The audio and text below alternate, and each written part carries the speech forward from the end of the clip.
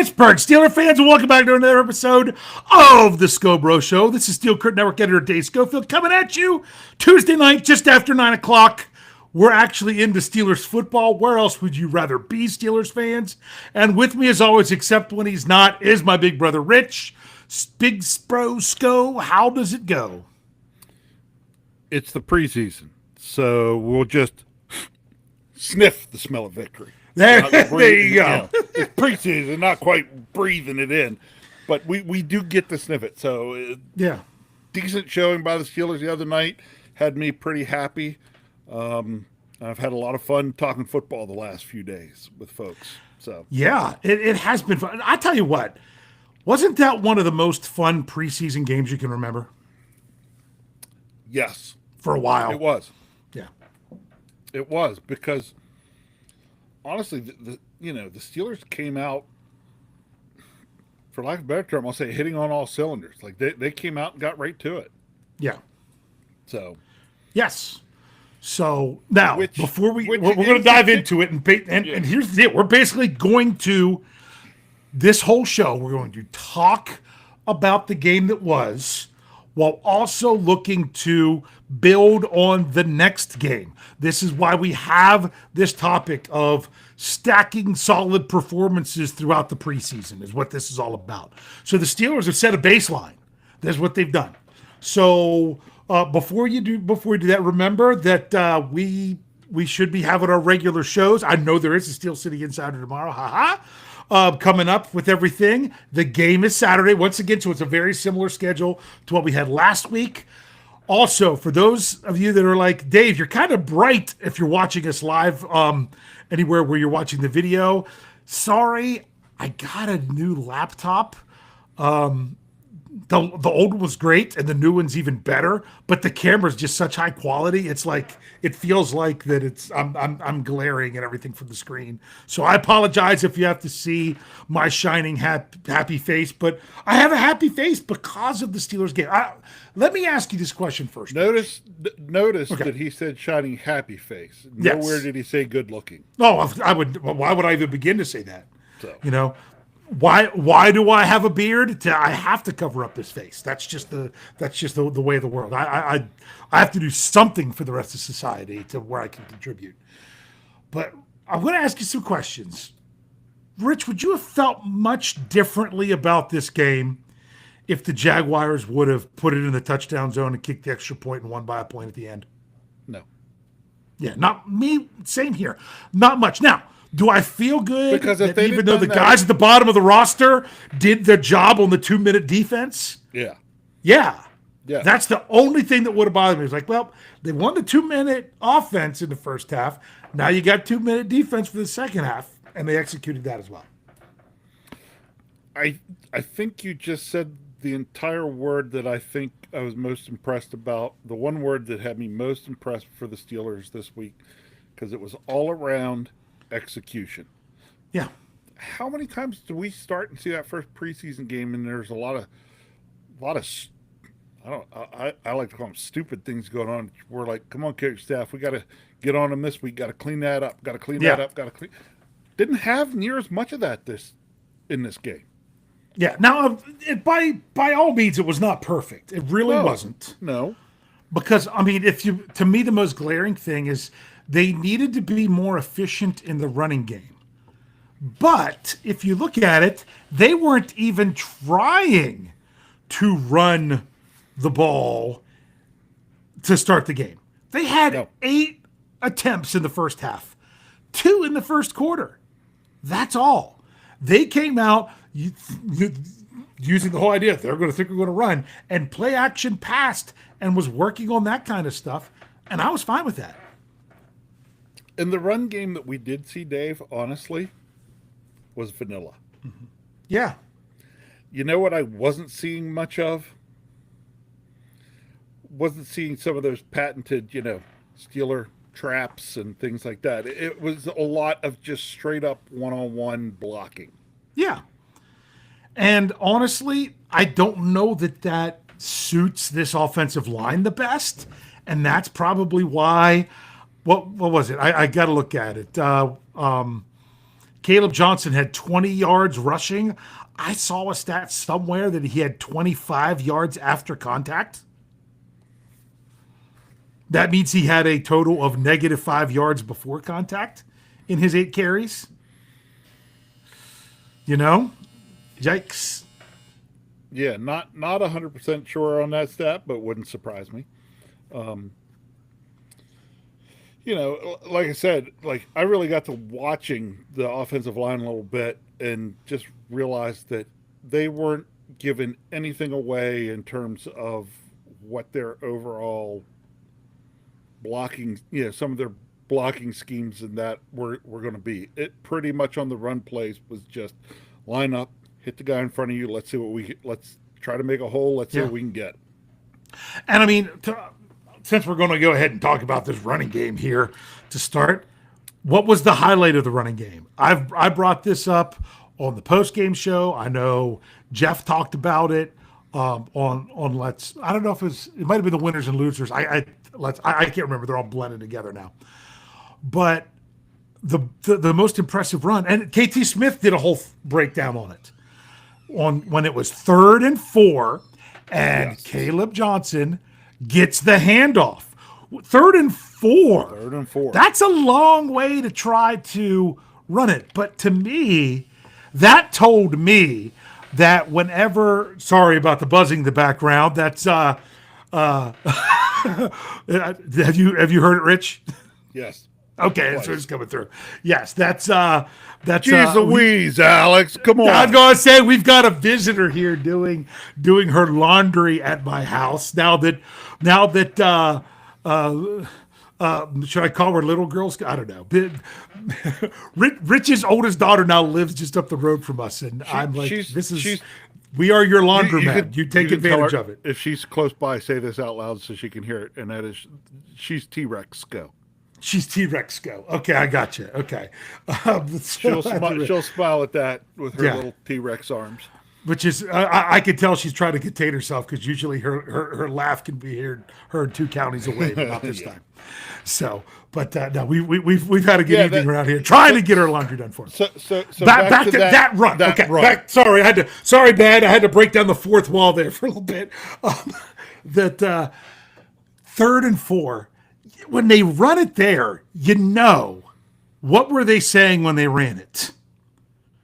If we get 2 yards, we're going for it on 4th. Yeah. Right? That was one thing they're saying, but the other thing was that was the one run play where I felt everybody lined up and said, we're just going to beat the snot out of the person in front of us. Yeah. I mean, they were on Jacksonville's 27-yard line. So they could have maybe just opted for the field goal, but maybe you would say, hey, let's run it. And if we get, 2 or 3 yards, we could think about going for it. If we don't, we'll kick the field goal. So now they'd been throwing it a lot up until that point. Almost the whole time, basically. Right. So was there maybe... See, this is where there had been one run little before spots. That. Yep. These are little spots where I give Coach Tomlin where I think he's good. Was there a little bit of a psychology bit in that? Yeah. Was he sending the message to his offense by having a run called there to say, all right, guys, you say you were going to come finish this off. You want the chance to finish it off? Run this first down. Yeah. Prove it. Well, okay. So now I want to make sure that I'm getting everything out there properly for everyone. The Steelers did run. They didn't run the ball until they were at Jacksonville's 33-yard line. Yep. On a 1st and 10, they had a run for 1 yard. On 2nd and 9, they ran it again. It was I don't think it was from the game, but that was the one that was the illegal hands to the face on Troy Fautanu. Yep. So that set them back to 2nd and 19. So you say, well, they weren't trying to run early. Well, they would have had more runs, but I'm sorry, when you're 2nd and 19, guess what you got to do? You got to throw the ball. You got to throw it. And they threw it for 15 yards and then ran it on 3rd down and got it. So these are things to remember. So, but that's the key. The key to running the ball is to be able to do it when you need to. And they also did it when they needed to in the fourth quarter Yep. with Lou Nichols. So, which I'm sorry, I think of Andrew Wilbar's in the postgame show. His bad joke said, Lou and Mason both played well and called them nickels and dimes. Yeah. But I saw that and was like, oh, come on. Yeah. So it like I said, it wasn't the most efficient with the run game through part of the stuff, but really with the first team offensive line, you didn't have them out there running the ball very much. But man, was the pass protection through those first two drives something. Yeah. And even throw out there the fact that you were only 4/5 of your starting offensive line. Yeah. It was only 80% the starting offensive line. Yep. And if they open in the jumbo package, they were 5/6 because Spencer Anderson would be the jumbo tight end if they added even another tight end on top of it, which they have done a little bit in training camp. So speaking of training camp, that's one thing I probably should have said. It's a wrap. Done. I mean, that's what's crazy to think about, Rich. We were so excited for the Steelers to get to camp. Now they're leaving. Now they're leaving camp. Now, I don't know if they're doing any team. I don't think they were breaking camp today with practice being so late in the afternoon. I remember a few years ago when their practices were in the afternoon, that the practice on the last day of camp was in the morning and then they broke camp. I don't think I think they might be sticking around. I don't know if they're doing anything on the fields or whatever tomorrow. It's not open to the public. That's the big thing. So they might still have something or a walkthrough or whatever they're going to do before they have their joint practice on Thursday at Acrisure Stadium with the Tampa Bay Buccaneers. So yeah, training camp's on. But this is, I can't believe it goes by so fast. Like, oh my goodness, the first couple of days I'm doing the tracker. I'm like, this is just so much. But then when I got to the point, I'm like, oh, I don't have a bunch of these left. I've kind of not wanted to take them for granted. But sorry, I got on a side note after talking about pass protection. Even that sack that they gave up on the second drive, my goodness, that was not on the offensive line. Well, it did. I can't remember who showed it. Someone shared a video that showed that Caleb Johnson should have been the release check down guy, and he kept helping to block a guy. I think it was with Darnell Washington with him, and didn't actually float out to be the dump off person because they had everything covered down the field. Yeah. So, and I understand, and I don't blame Mason for holding on and trying to make something happen in the preseason game. I would hope if that was a regular season game that the clock would go tick, tick, tick, tick, tick, tick, tick in his head, and then he'd throw it out of bounds. Yeah. Throw it away. I'm sure he would. I'm hoping he would. But no, that was still, I was very happy. I mean, especially that opening drive, because I think that's all that Jacksonville played their main defensive guys. Yes. Was that opening drive. And the Steelers marched it down and scored a touchdown. I mean, they even had to play from behind the chains after the penalty and still converted a first down and then finish it off with a touchdown. Yeah, and really when you stop and think about it, that's the Jaguars' first team defense. The Steelers were playing 80% of their starters on the offensive line. Mm-hmm. Neither of their top two tight ends. Yep. Neither of their top two receivers. Yep. In their not their top running back. Not their top running back, not their top quarterback. And their second running back, they didn't even give a touch. Yeah. And just still went right down the field and put it to him. Well, and that the second running back that on the depth chart where it is right now. Yes. So on the first depth chart that came out, yeah. That play to Mount Washington was a thing of beauty. Yep. That seam route is exactly the type of route he needs to be utilized on.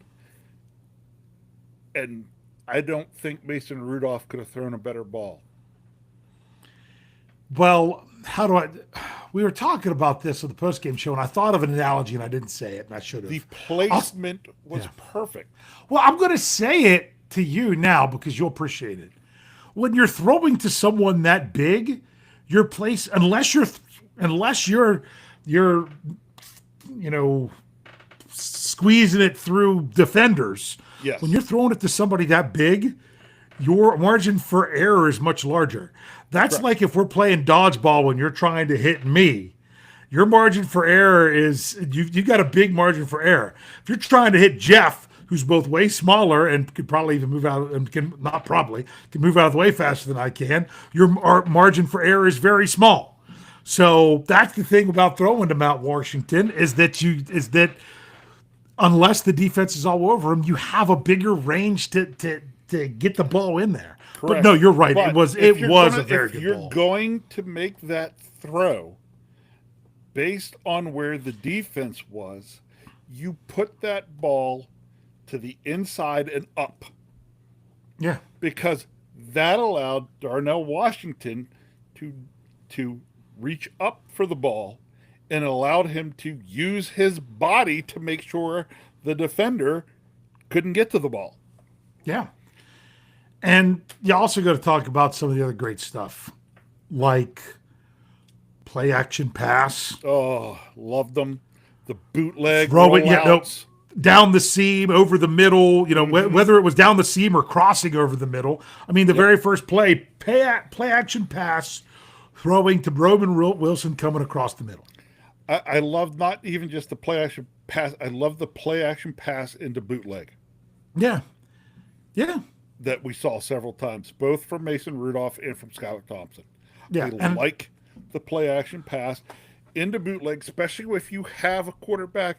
They don't have to be fast. They just have to be able to move. Let that quarterback then roll out to set up on a different spot once in a while, makes it a lot tougher for those rushers to just keep rushing for the same spot. Yeah. Because if they're constantly, if you're just dropping back and throwing it from the same place in the pocket all the time, those guys know, and they're going for that spot every time. If you're willing to play action and roll out, you're actually helping your offensive line. Because they know what you're doing when the defense doesn't. Correct. Yeah. Yeah. They know which spot you're going to be on to protect, and the defense doesn't, versus where they know and the defense knows, and they just aim for that spot. You're exactly right. Now, that's a good point. Now, was what we were seeing overall from the Steelers offensively, was it still pretty vanilla? Yes. But it was, let's do different things, different small things, doing the play action, getting the moving pocket, getting, those little pieces. We weren't seeing receivers running all the regular route tree stuff. That all was fairly vanilla. But they were putting just enough wiggle in it, in the offense, to keep it interesting and getting guys working on things that they're probably going to have to utilize some in the regular season. Yeah. Yep. It wasn't just 5 and 7 step drops and throw the ball. Yeah, exactly. I'm sorry. I'm going to have to bring this up. I'm going to have to go on my little bit of a I hope it's not too much of a rant. Are we going on a soapbox? Howie616 says, I have a question for the chat or the Scho Bros. How can the Steelers save and put Skylar Thompson on the practice squad? All right, the answer to that is they can't. Nope. Not that they can't, but they won't. They won't. Because every year I get so frustrated with even the Steelers beat reporters and even the Steelers.com reporters talking about the Steelers' fourth quarterback and the practice squad. The Steelers haven't kept the fourth player on the practice squad outside of COVID since 2000, outside of occasionally bringing a guy in to specifically play a role in preparation for a certain opponent. That's it. They just, it's a wasted spot. It really. Now, I have to admit, when Ben got hurt and everything, they used a quarterback on the practice squad when they first brought Duck back to the practice squad when Ben got hurt. But he was their third quarterback. He wasn't a fourth quarterback onto the practice squad. Yeah. They put him there to start and then brought him up when they needed to. Then they did the same thing with, was it Paxton Lynch? Is that who it was? So it's not that there hasn't been a quarterback on the practice squad, but a fourth quarterback. That's a whole different story. So Dad and I talked about this when I stopped by his house there tonight, Dave, and you'll probably go with me on this one. What will happen is on cutdown day, Skylar Thompson will get to go in to Coach Tomlin's office and say, "Thank you, Coach." Mm-hmm. He will thank Coach Tomlin and he will thank the organization because that performance from him the other night probably just landed him on a 53 roster somewhere. Or a practice squad where teams only keep two quarterbacks and keep a third on the practice squad, which isn't as much now that you have the third one dressed, but there's still some teams that do it. I don't pay that close of attention to them because they're not the Steelers. And they're not the Steelers, but yes. So, but when I did the 53-man roster prediction with Jeff, where we updated that on Monday at SteelCareNetwork.com. If you haven't checked it out, it's there. You can go back and see it. It's there. Good stuff. All right. When we did that, I said specifically, I kept Will Howard as the third quarterback. I said, here's the deal. If Will Howard does not play at all in the preseason, I would not be shocked if the Steelers put him on IR to start the year, which he could be one of two that they don't even have to put on the 53-man roster to start. He could be, but if they need those two for two other people, they could do it. And because Skylar Thompson's a vested veteran, he's not available to waivers. Just say, hey, hold up. Okay. If Will Howard doesn't play at all, I wouldn't be shocked if the Steelers then put him on IR and keep Skylar Thompson as the third. Yeah. But if Will Howard comes back and can play by that third preseason game, then it's a different story.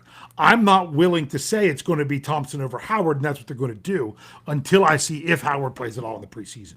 Yep. But that's the way I could completely envision the Steelers doing it, putting Howard on IR. He still could return, but that wouldn't mean that they would have to have him return. But what's nice is actually having another good third option if the player you drafted to be your third option this year is injured. That's a luxury to have something like that. So look, all I wanted to see was good quarterback play from the Steelers the other night, and we got it. Yeah, we did. From both guys. Yeah. So it was much more important to get it from Mason, which I think the Steelers did, but it was also really nice to see Skylar Thompson out there doing it as well. I don't remember who said it. I wish I could quote them and say it, but Mason Rudolph is a very good fit for Arthur Smith's system. It appears.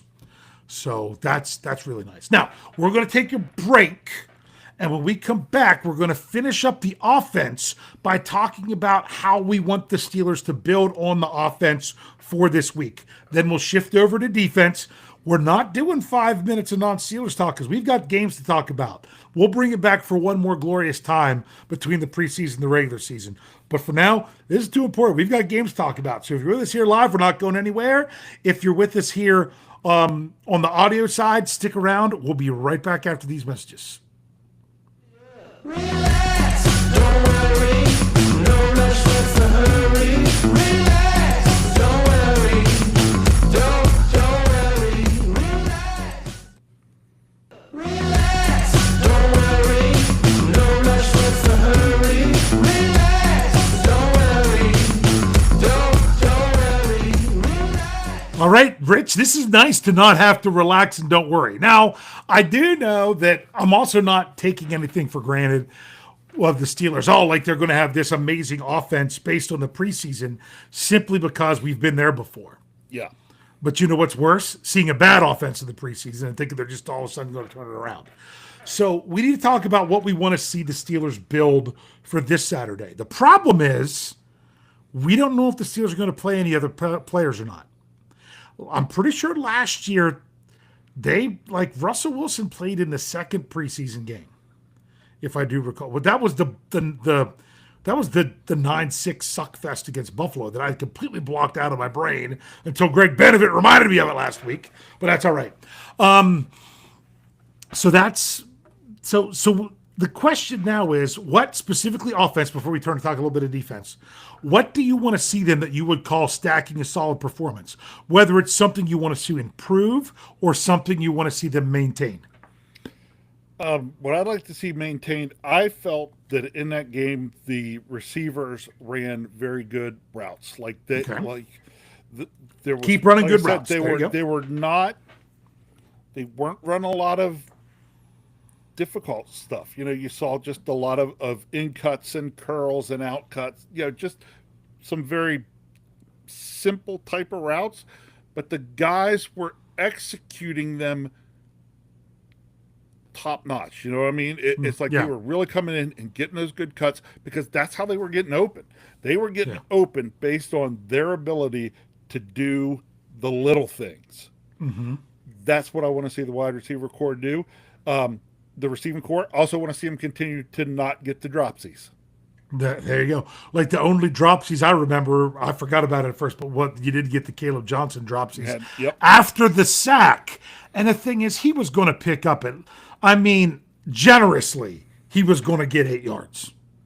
Oh, he's going to get more now. He's probably going to get closer to 12. No, when I say generously, sorry, I meant generously for the defense, meaning on the low side, he was going to get 8 yards. Yeah. I mean, even if it's 3rd and 12, that's manageable. He could have got 15. Yeah. Maybe even get the first down. But I mean, if you're talking 3rd and 10 or 3rd, he was so open. He was thinking about not just making the first down. He was thinking about making a guy miss and trying to get to the house. Yeah. And then he forgot the most important thing. The ball. The football. Yeah. So and he's not known for being able to catch the ball out of the backfield when he was in college. So it's something he's had to work on. So you went wide receivers. Love it. I'm going to go, you know where I'm going. Where am I going to lean to first? I'm going offensive line. I'm going to say what I want to see from them is keep it up with what you're doing with the pass blocking, step it up with what you need to do for the run blocking. Okay.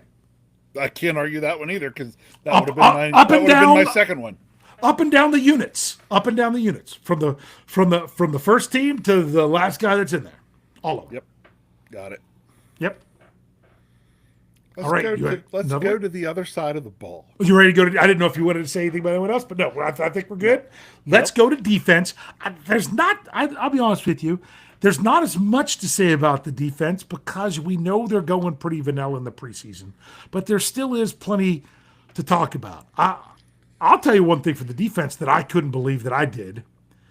I didn't even notice. I wasn't even looking for Derek Harmon after the first quarter and wasn't sure if he played. Only to find out that he did, and he played a lot. He was playing a lot. But I was actually trying to look at some of the linebackers, the middle linebackers. So therefore, I was like, I noticed Y.A. Black just because he's so big and he's wearing a 70s number. Man. But I said, and I asked in the postgame show, did Derek Harmon even play in the second half? And then everyone was like, yeah, of course he did. I'm like, I wasn't looking for him like I was on the first drive. Yeah. First drive, I was looking for him. But after that, I really wasn't. I was watching him mainly in the first quarter. Early on, he was getting a lot of my attention. And then I was like, okay, time for my attention to go elsewhere. The next person that my attention went to was Cole Holcomb. Uh-huh. I think he's going to be just fine. You think? Yeah, he did. Honestly, he did not grade out very well. I'm not worrying about what he graded out. Yes. What I was worried about, I wanted to see the movement. Yeah. And the movement was there. Still reading things the way he did, moving, but both. The forward backward movement, but even more importantly for me, that lateral movement on the field was good. To him, it just had to feel good to be back on the field. Yeah. And to be able to do enough so that I'm able to look at him and say, okay, the injuries behind him. To me, I thought, that's why I spent a lot of time looking at him, because I wanted to see, is he showing signs that injury is still lingering around, or does he have trust? No, he just went out and played football. Now, he'd been off the field for quite a while. Yes. And he's got a little bit of rust to knock off. But just the movement makes me feel very good about Cole Holcomb. And it's not what it was before the injury, but it's not bad. Just to give an idea, the way when the players graded out, this is PFF grades, I did the article for that. Did it run today? Yeah, it ran today. So it's at SteelCareerNetwork.com. So I would have had to run today because today I didn't have time to get on the website. I was on the website a lot yesterday, did not see it yesterday. Yes, it was today. So it's where I tell you if I think they did a good job grading. There was some numerical anomalies again. I mean, but all in all, PFF, the guys I thought did pretty good. They had them with a pretty good grade. Guys I thought did all right. They gave them all right grades. Like Broderick Jones, he had an all right grade. He just all right. And then guys that didn't do so good. Some of those I didn't think they did that great, necessarily that great either. Okay. Guys like Isaiah Loudermilk and DeMarvin Leal graded lower. Cole Holcomb graded lower. I thought he did better. He graded low against the run, but was a little bit better against the pass. Where Carson Bruner was the exact opposite.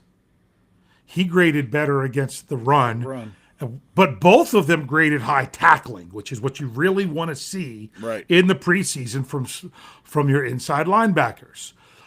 Who graded the best at inside linebacker was Malik Harrison. He graded great against the run and good against coverage and good in tackling and had a good pass rush grade. So he was just one of those guys that did well. I would say I did notice him a good bit. Yeah. I did. But I mean, here, just so you know, there were 4 players that graded a 70 or higher in pass rushing. And those 4 players were the top grade, it was an 82, was actually Y.A. Black. Next was Malik Harrison, then Jack Sawyer, then Derek Harmon. That's exactly the 4 I would have said, based on what I saw in the game the other night. The next one was Keanu Benton, but he only played 8 snaps. Yeah. So, that was really about it. So just that kind of passed my eye test a little bit with that. But I just was bringing up Derek Harmon because I looked for him early. And then after that first drive, I just was so much trying to look at other things. I about half assumed he wasn't out there when really he was. I'm trying to find him again. I got to sort by pass rush to bring him up. They had him not very good against the run, though. But he, according to PFF, they had him at playing 32 snaps. So, about half. Can I tell you something that I noticed, and I'm going to be interested to see, and that would be from, Yo-Yo Black. Yo-Yo. He, I know coming out of college, he was a guy didn't have a lot of sack numbers or anything like that. And I don't know that he's going to get a lot of sack numbers for the Steelers, okay? But what I saw from him on the pass rush the other night was really just breaking through and breaking down the pocket and forcing the quarterback to have to get out and improvise. Yeah. He wasn't ever going to run or track that guy down. He might as well be your twin, Dave. We'll call him Slowfield. He's not, he is a big man. He is not going to move as fast. But reminded me of what we saw Keanu Benton be like, his first year when he was playing a lot of nose. It's just that, okay, I'm going to just be a disruptor. And that's what he was. That's what Black was the other night. He was just disrupting things. Yeah, I thought he did I thought he did pretty good. He graded out very well across the board. He did. Yeah. And he played he only played 10 snaps. Yeah, but I saw at least once, maybe twice, where he was even being double teamed and was splitting the double team to, the one time it looked like he just was took a double team. It looked like he just took his hand like this and just like swatted the one guy away, like, get out of here. Yeah. Well, honestly, he was knocked down to have a low tackling score because they credited him with the missed tackle in there. But that's, you know what's going to happen? You're going to get guys that are big guys that are on the inside that have multiple guys having hands on them in a play. They're not always going to be able to finish those kind of tackles because really their job is to slow them down and let somebody else finish it off if they can't, if they're taking on a lot of blocks. So I thought that was interesting from along the defensive line. Yeah, I do have to admit, that was pretty disappointing to see no sacks and only like 3 quarterback hurries, I think it was. Yeah. Yeah, who got credit with a hurry? I think Jack Sawyer got credited with a pressure. I can check there was that. one where he came in. Was that the one where he had the sack and the quarterback kind of threw it back over his head? No, that wasn't him. Oh, that wasn't him? Else. That was No, I don't think that was him. But you're right. Or if it was, he came in and he spun. He came in, he had a spin and was like all but on the quarterback right when he was letting go of the ball. Sawyer had one. Leal had one. Walshoff had one. I think Leal is the one. It was Leal was the one where the quarterback threw the ball over his head. Gotcha. That was Leal. Gotcha. Yeah. But would have been nice to see. But again, remember, we weren't seeing a whole lot from the Steelers' defensive line there. You weren't seeing stunts and twists and all that. They were pretty much just lining up and saying, "Okay, I'm going at the guy in front of me." Mm-hmm. Yeah. The line play on the defensive line was vanilla, like the play on the offensive line was vanilla. Yes. Yeah. Yeah. So but. And you also got to look at it as like you only typically have 2 edge rushers on the field at a time, and the Steelers didn't even play their top 3. Right. So I was hoping because there was okay, that's something that I'm interested in. Okay, I said about Jack Sawyer, he played 32 snaps. Yeah. Leal played 32 snaps. Those outside linebackers, they got some work. Okay. Yeah. Leota played 33. He played the rest. Who's the other one that got and then Walshoff played 33. Yeah. They only had 4 different outside linebackers they were working in stuff. So and that was number 4, 5, 6, and 7. Yeah. And they might not even be keeping number 5 on the roster. Correct. So you ready? That's what's crazy. That Jacksonville had their starters, and the Steelers potentially had guys starting the game that aren't going to be on the 53. Yep. Yeah. So and kept and held them to field goals. And held them to field goals. Bend, but don't break. That's kind of what you do on defense in the preseason. And I said field goal, so we got to bring it up. Yeah. Go ahead. I've talked about it, so I'll let you do it. I know that 70-yard field goal. First of all, I was like, really? They're going to go ahead and say there was a second left on the clock? Because there wasn't. So there wasn't. I was like, it's the preseason. And let's see it. Bring it on. Bring me the kicker. Then when they trotted the kicker out there, I said, perfect. Put the second back on the clock. Not for a Hail Mary, not for something crazy like that. Let's let a kicker come in and try that type of field goal in game type situation that doesn't count.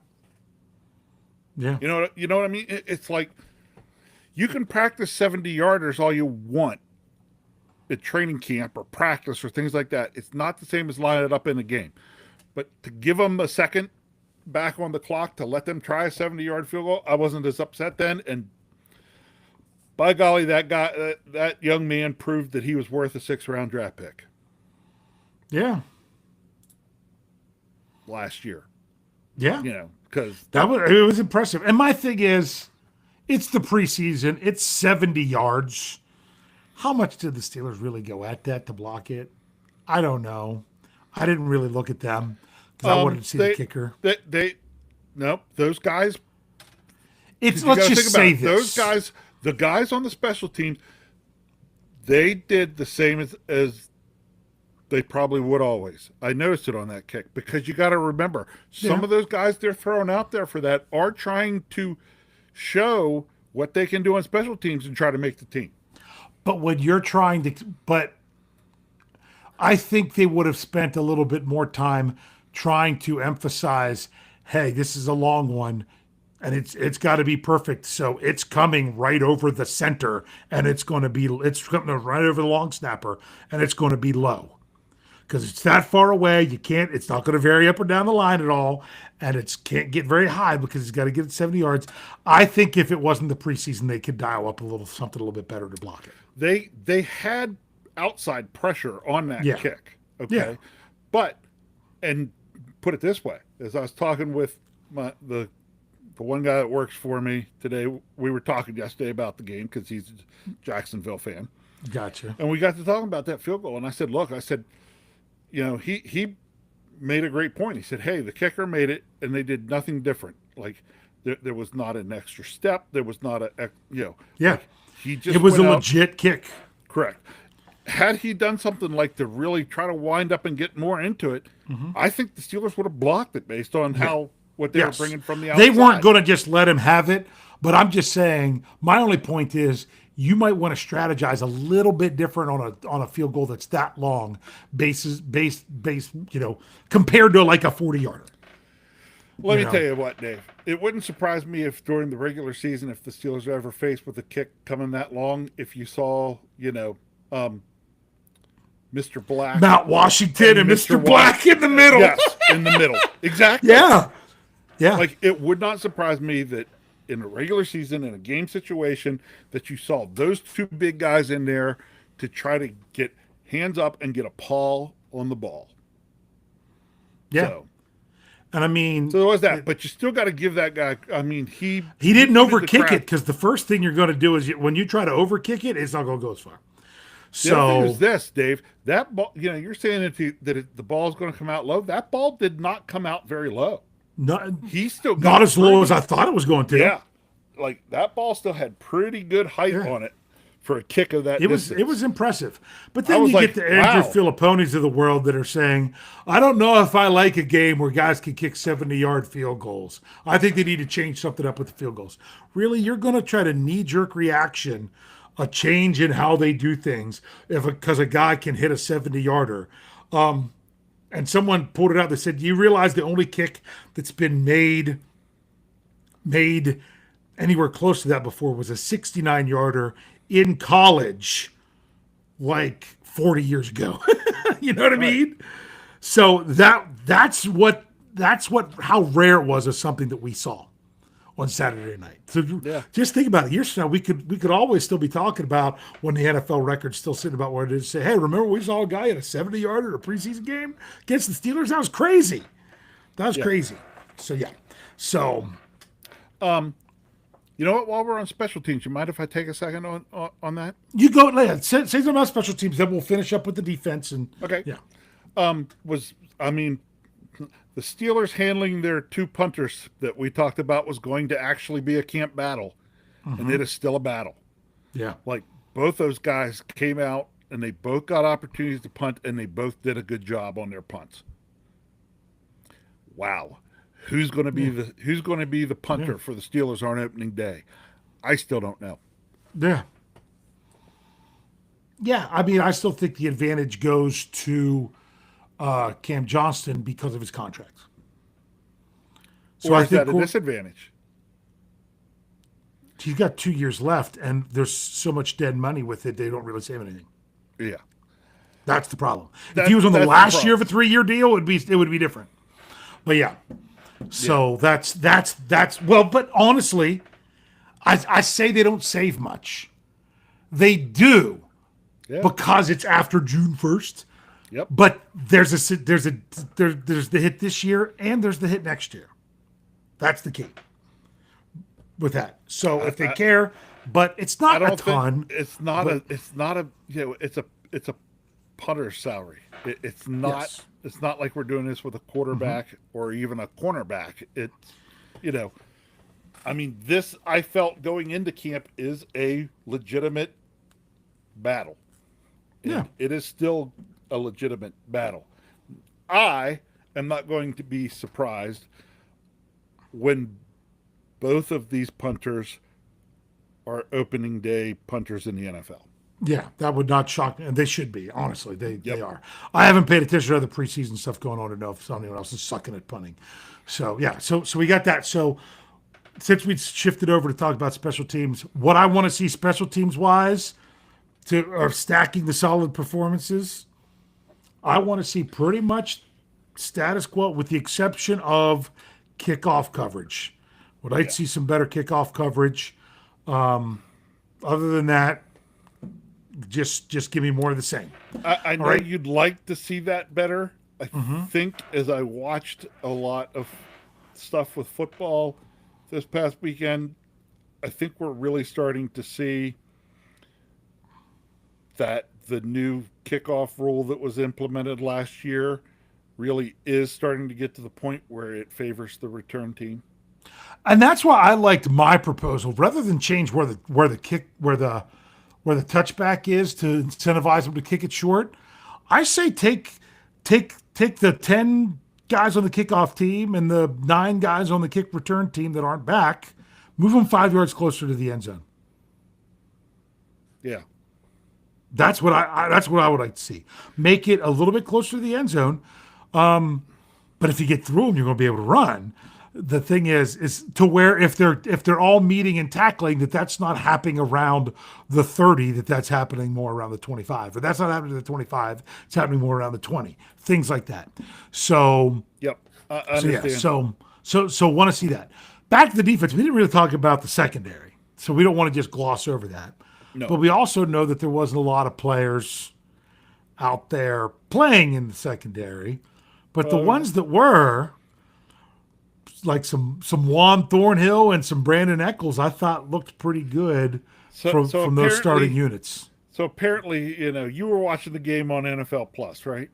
Yeah, so I was like 5 plays behind, and there's nothing I could do about it. And not just that, you had the Jaguar. I had the Jags. Yeah, I had Pompiani and Batch. So because the Jaguars announcers on that big hit said the wrong name. They said Sebastian Castro instead of Juan Thornhill. Yeah, I knew it was Thornhill right away. As the ball was coming, I could tell it was Thornhill. And I didn't get the reactions you got from their colored commentator, who, as the ball's being thrown, goes, "Oh no!" He didn't think it was coming. Yes, that. And honestly, I got to tell you, we said this in the post-game show. It does suck that they insist on only giving one option of which one to watch, because you really are favoring your home team. That's the point of the preseason. You're trying to focus on your team. Jacksonville did better than I've seen from a visiting team announcers in the preseason that I can remember. From not necessarily the opponent. From the opponent team. From the home team when the Steelers were the visiting team. There, I finally said it right. Yep. That we got stuck with their commentators. They did better. They at least would say the Steelers players. There was one, if I recall, last year, might have been the year before. They wouldn't even all they talked about was the player in on the play for their team. They wouldn't even mention a name from the other team. Yeah. Because they were calling the guys from Jacksonville the other night understood that they were calling the game for a national audience and not just a hometown audience. Yeah. Those are guys that I could see getting a national gig. Yeah. Because it to me, that then shows their ability as announcers to recognize that and call the game as if it were a national game. Yeah, because it was. I mean, it still was what you're going to get from a home team. Oh yeah. And I mean, I'm sure even the teams that, like, maybe the Tampa Bay fans get frustrated with Pompiani and Batch, but I like it because they're doing what I want them to do for the Steelers, and I do get them this week, so that'll be really nice. But yeah, so let's getting back to the secondary. Anyone else stand out for you, or anything else particular in the secondary? Who was that? Who was that at the end? That was it because he made several really good tackles. What number was he? 29. Are you talking the guy that 39? made the final tackle of the game? Yeah, yeah. Who was that? Here's the thing: if I recall, he had some struggles. He had a couple Oh struggles. no! That was Porter. That was number Porter. That was number 39. That was Yes. That was yeah. Yeah. Several really, really good tackles and some stuff on his part. I thought he, for being a guy well down the depth chart, showed a little something there. Yeah. He had 2 tackles to keep them to keep them from getting many yards twice on that last drive. Yes. And to me, that's even beyond just his ability to tackle. That's his in-game awareness as well to do those things. He made that last tackle, and he knew as he was making it that he had just ended the ball game. Yeah. And I just say, how dumb was that? Because my goodness, you didn't have time to throw 2 shots at the end zone, but you had a little bit of extra time. You're going to try to really throw a pass that's going to gain you 3 yards. That's going to make that big of a difference on the last play of the game, and not throw it close enough to the sidelines that they can get out because you run the risk of that happening. The 3 yards wouldn't have changed anything. They should have just heaved it on that play. Porter was probably willing to give up a lot more than 3 yards. He was probably willing to give up 5, 6, 7 yards. He made the determination, I'm going to get this guy down inbounds and end the game, and did it. Mm-hmm. So yeah, I know. Big Pun keeps talking about number 35 and missing all those tackles. He was right that he did miss 2 tackles. Yes, but he was wrong where he did make 3. Correct. So he that was Quindell Johnson. But, he's the guy that I don't expect to hear anything more from after the preseason. No. So I'm not really worried about him. So if he stood out for the missed tackles, guess what? You were right. They were, but he did actually make some other tackles too. He made some other tackles, but he missed them and they were bad. Yeah. I think I might even put it in the knee-jerk reaction about one of those missed tackles is like, it's a guy that's probably not going to be here in a couple of weeks. So yes, it is what it is. In all the defense, they gave up 2 touchdowns. The one was on a short field. Yep. That was also aided by a roughing the passer, which they'd have been trying. If it wasn't for the roughing the passer, we'd have had an interception. Yeah, because it was the pressure that caused the bad throw, not the helmet to helmet. Yes. Because that happened after I already let go of it. So yeah, that's another thing. There was no takeaways. Good that the offense played clean. The defense didn't have any takeaways. They almost had the one. Didn't have any sacks. To me, that's the biggest thing that as we finish this up and get to our big question of stacking solid performances is you're doing very well with the vanilla. But if you could get some splashy plays, that would help. Whether it's a turnover, whether it's a sack. They didn't have any of them. Defensively, the game was solid, right? Yeah. Now what you want to see from the defense is like, okay, we played solid. Now I want to see you take it up a notch. Yeah. I want to see it a little better, a little cleaner, a little faster, a little, the things that will then equate into those other things that you're talking about. It's just continue to elevate the game. Yeah. It's funny because I had my my PFF article that I know you didn't get to check out, but in the comments we had our one regular commenter say something that I was just like, really? And the answer was, well, the offense was okay. I really want to see them step it up the next week. I'm like, really? The offense? The offense that didn't get, they weren't taking advantage of takeaways or the defense setting them up for easy scores, who put up 31 points. A total that the Steelers only hit 3 times all last year from preseason through postseason. And they only had 32 total points in the preseason last year. And you're going to say it's not very good. They need to step it up. No. Step it up, man. We threw for 4 touchdowns. That wasn't good enough. No, and that's I'm like, yeah, we got to not be doing that. I probably should have saved that one for Pittsburgh Standard Time with some of the stuff we'll be talking about there. But I just thought I'd bring that up. Rich, we talked about what we wanted to see. We don't talk anything about the opponent. I'm going to be really curious to see the reports out of the joint practice. As long as there's reports from the Steelers media, which there was last year when they did it with the Bills, I will have a tracker at steelcurrentnetwork.com like I did with all the training camp practices. As long as there's... So I'm expecting that. And last year I got so many reports I had to run 2 because the first one filled up, was going to get bogged down, and had to go to another one. So look for that. But to me, the joint practice might tell us a lot. I'm not really worried about the opponent or anything. It's really about what the Steelers are going to do. So that's why we focused on what they could do to build, but we didn't really talk about a matchup because it's the preseason. But we're still going to do what we do to finish it out.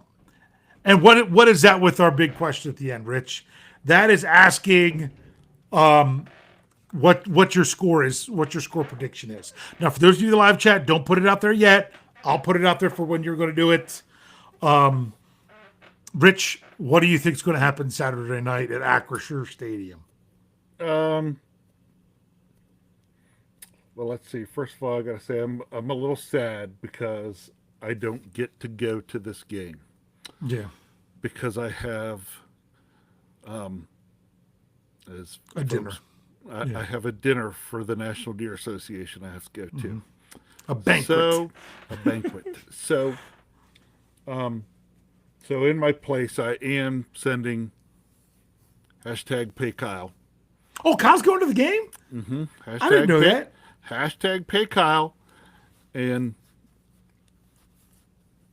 is taking his mama. Oh, I They're didn't going realize to the game. They were going. That's great. So here's the best part. Kyle works until 1 o'clock on Saturday.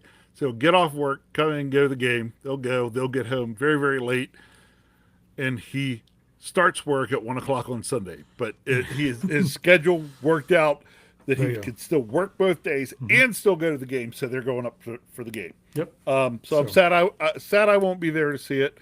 I'm still going to say Steelers win 27-24. Okay, I'm going to go ahead and put the score out there because I already know mine.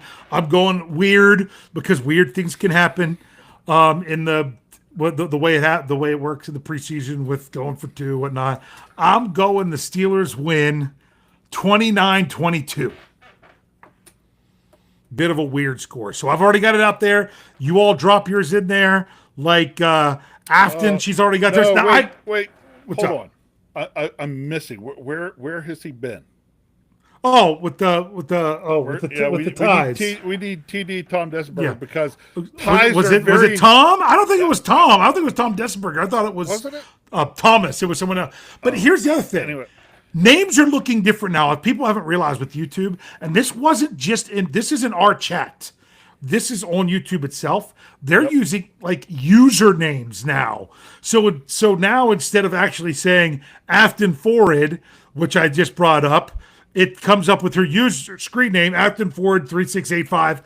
I'm going to try to just go with the names. Afton has 1916, of course, without saying a team. That means Steelers. All right. Matt Cat has 24-17 Steelers. Brian Brown has 34-31 Steelers. I don't like that 31, but hey, that wouldn't be terrible. TD Tom Dessenberger has 27-20 Steelers. Outside Steelers fan has Good Guys 21, Bucks 13. I'd like to see them hold the team to 13 in the preseason. That would be pretty good. Well, I don't know. They held the Bills to 9 last year and still lost in week 2. Patricia, I'm just going to say that, is 24-21 Steelers. What do we got? It skipped on me. That's what happens here right now. Found it. And I also lost Big Bro. I don't know if he'll be coming back or not. There he is. He's back. Sorry. That's okay. My Richard. My audio cord slipped. That happens. Richard Adamson. Now it went away. I didn't get to say it, and I have to scroll all the way back and try to find it. Richard Adamson said 28-21 Steelers. 28-21. Okay. Because the thing is, I don't take these away. They're on a timer, and then they disappear. Okay. Steel Curtain 90 has 30-17 Steelers. The next was... This is Kathy. There we go.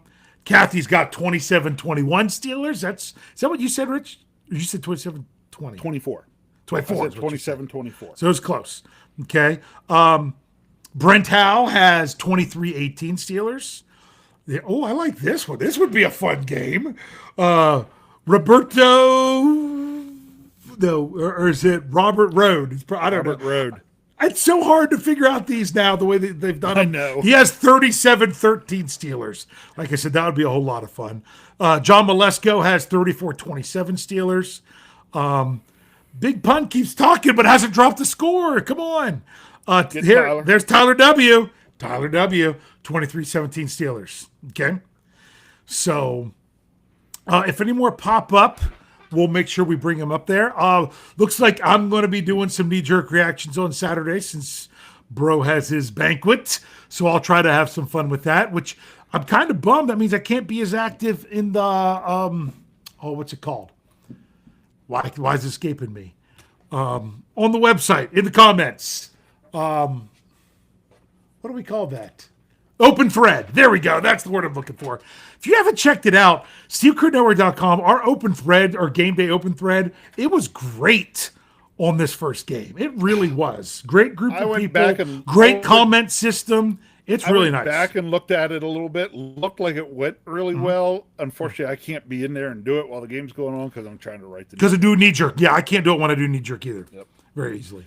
So here we got it. Big Pun finally dropped it in there. 31-30 Tampa. So there we go. So if you're looking for something, Tampa get? So my question for Big Pun: does Tampa get the 2-point conversion at the end, or do the Steelers miss it? Or does Tampa go for 2 to go up by 3, and the Steelers can't get in field goal? There's a lot of ways that could play out. So yeah, that it is what it is. So you got another one there. Yep, get up the Steelers. I thought I saw one. There's Steeler Chick 46 getting in there. 21-14 Steelers. But yeah, make sure if you've got nothing else to do. I know some people scroll social media. I did not. I couldn't be on Twitter/X during the game. I had to only check it during some commercials because I was so far behind because of NFL Plus. It is what it is. That's why I didn't tweet a single thing during the game because it would have been irrelevant. You got another score. Oh, I got it. Pickens, you dummy. Pickens, you big dummy. The picture's great, 12. Or just as well, I said 12-10 Steelers. I'm getting all flustered. But, yeah, so make sure you're checking out SteelCurtainNetwork.com. Lots of good information, getting lots of more visitors and comments and everything going on as the preseason gets going. It's a really good community and a really great place to get information. Had a great discussion today with Vinny Steele's article about is it time for the NFL to change the contracts? It was bringing up about, guaranteed contracts, because I even know Trey Essex then brought that up at some point. That's a hard thing to do when you'd have to change having 90-man offseason rosters because you can't guarantee those contracts of guys that are never even going to play. So some really good discussion going on there that you guys can check out. So make sure you do that. We've got our lineup of podcasts coming at you. We should have everything. I know State of the Steelers because of being game day and that he hasn't been doing it on last week or this week because of the game being on Saturday. But other than that, and Jeff did come in with the winners and losers the day after the game, after the post-game show. Did that. Got another one here. Yep. Matthew Bunk has 34-17 Steelers. So make sure you're doing that, checking us all out. Rich, what do you have to say to close us out here tonight? It was so nice last Saturday to sit on my couch and watch football. I didn't realize how much I'd missed it. I know. I mean, I knew I missed it, but I didn't realize how much I missed it. I think that's why I enjoyed the game so much, is just taking that all in of, I'm watching Steelers football again. So yeah, you're right. And it was great. It was a lot of fun. It was nice to see pads game situation, nameless gray faces. Some of that's going on, but you know what? It's the closest thing to regular season football besides regular season football, and I was glad to have it back. I'm sad that I'm not going to get to sit on my couch this Saturday and watch the game. I will, however, have my nice handy dandy wireless earphones, the bone conducting earphones, so that I can keep my ears open to listen to what's going on at my banquet and do what I need to there while still being able to hear the game. So that's the plan for me on Saturday. I hope some of you maybe head out to the field. Keep an eye out for hashtag Pay Kyle. He'll be there. Can't wait. Relax. You gotta just chill out, man.